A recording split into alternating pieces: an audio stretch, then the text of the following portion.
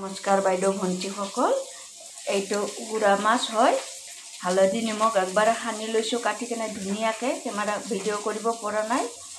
আলু বেঙেনাৰে মই একদম পাতলকে জিৰা পিহি কেনে ঝোল বনাম এতিয়া মই মাছখিনি ফ্ৰাই কৰি লম জিৰাৰ কেঁচা জলকীয়াটো মই পিহি লম ৰাতিপুৱা মই আলু ফ্ৰাই কৰিছিলো হেতু কৰাইতে মই মাছখিনি ফ্ৰাই কৰি লম ইমান মাজা গছা কৰিব নোৱাৰো পানীৰ বহুত আকাল পানী নাই সম্পূৰ্ণ ভিডিও ভালকে কৰিব নোৱাৰো অকলে আমাৰ গুটেইখিনি মাছ ফ্ৰাই কৰা হৈ গল এতিয়া মই হেতু তেলতে মই বেঙেনাখিনি অকমান ফ্ৰাই কৰি লম মছলাখিনি পিহি আছো আমাৰ বেঙেনাখিনি ধুনিয়াকে ফ্ৰাই কৰা হৈ গল এতিয়া আলুটো এনেকা ফ্ৰাই কৰি আলুখিনিও ধুনিয়াকে নিমখ আৰু হালধি দি কেনে ফ্ৰাই কৰি লম আমাৰ ইফালে কেঁচা জলকীয়া আৰু জিৰাও পিহা হৈ গল আসলতে আমাৰ আজি 11 দিন সম্পূৰ্ণ হৈ গল ইমান দিন নিৰামিষ চলি আছিল আজি মাছ আনিছে সৰু মাছ হেতুই আপোনালোকৰ লগত শেয়াৰ কৰি আছো আলু মোৰ ধুনিয়াকে ফ্ৰাই হৈ গল এতিয়া নমাই লম আলুখিনি ফ্ৰাই হৈ গল এতিয়া মই হেতু কৰাইতে বনাম তেল গৰম হৈ গল আমাৰ এয়া পুৰণত মই কালি জিৰা দি এতিয়া মই এইখিনি পিহি থোৱা মছলাখিনি দি দিম লগতে মই এয়া হালধি আৰু শুকান জলকীয়া জিৰা কালাৰটোৰ বাবে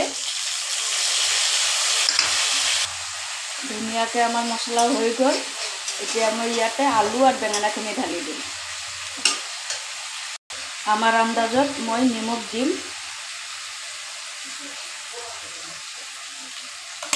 মছলা ফ্ৰাই হৈ গল এতিয়া ভাজি থোৱা আলুখিনি দি দিম বেঙেনাখিনি দি দিম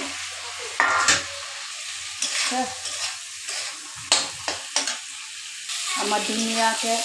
সবজিটো ফ্ৰাই হৈ গল মছলাৰ লগত তেল ওলাই আছে এতিয়া মই ইয়াতে আমাৰ আন্দাজত পানী ঢালি দিম আমাৰ যিমানখিনি লাগে পানী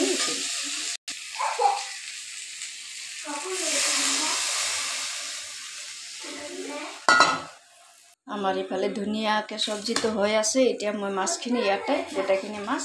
ঢালি দিম আপোনালোকে নিশ্চয় ধনিয়া পাত দি লব আমাৰটো ধনিয়া পাত নাই এতিয়া কেটামান আলু গলাই দিম তেতিয়া তৰকাৰীটো অকমান ভাৰী হ'ব এই আলুখিনি মই গলাই দিম সবজিত এনেওটো আলু নাখায় লৰা ছোৱালী ধুনিয়াকে আলুখিনি গলাই ললো এতিয়া মই হেতু সবজি ঢালি দিম বহুত দিন পরে 13 দিন পরে মাছ খামুগো কিরকম লাগলো আপনারা কমেন্ট করবেন ফেসবুকে ফলো করবেন প্লিজ আপনাদের কারণে এত কষ্ট করে রাঁধি ভালো লাগলে আপনারা লাইক শেয়ার কমেন্ট করবেন সাবস্ক্রাইব করবেন আমার তরকারি রেডি হয়ে গেছে এই তো স্যার আমার সরু মাছের ঝোল একদম রেডি হয়ে গেল ধনিয়া পাত নাই খালি এতিয়া খাম আৰু